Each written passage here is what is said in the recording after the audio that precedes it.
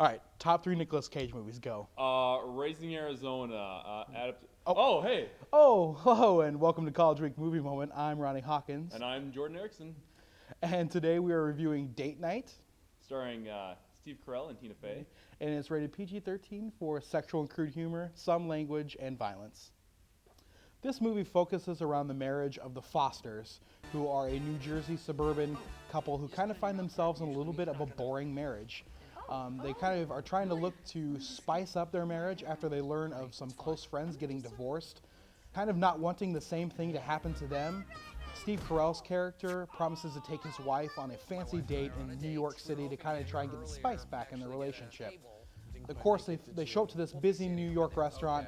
They don't have any reservations. It's a busy Friday night, and they kind of just hang out for a while, and then after someone no-shows, they steal that person's reservation. And then from there, it just turns into a case of mistaken identity, and it just gets blown out of proportion from there.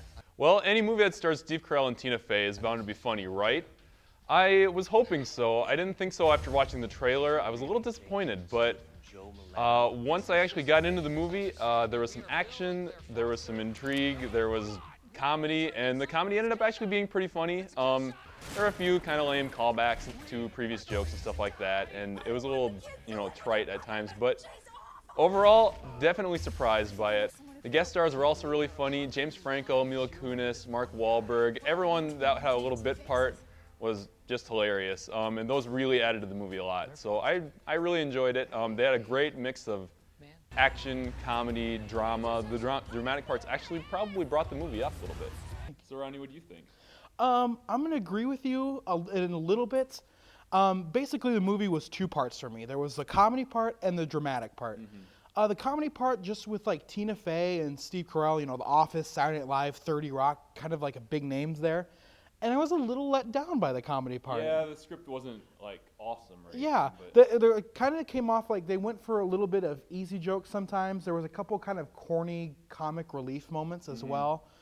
But the second part, the dramatic like action part, like I was pleasantly surprised by. Like that's what kept you in the movie. Like it was really better than just the comedy callbacks and stuff. Yeah, like that. exactly. So a little bit disappointed by the comedy part, and then really like pleasantly surprised by the action part. So I thought overall it was a good movie.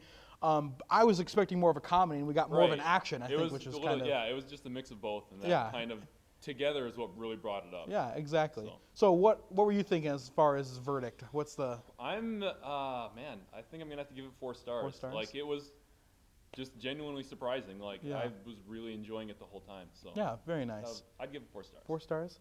I think I'll kind of give you the same rating. I'll go 3.5 out of 5 stars, but for a little bit different reasons. Fair.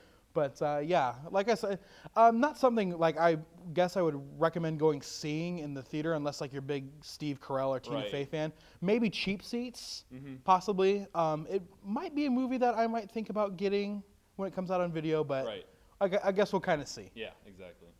All right, well, back to you guys in the studio.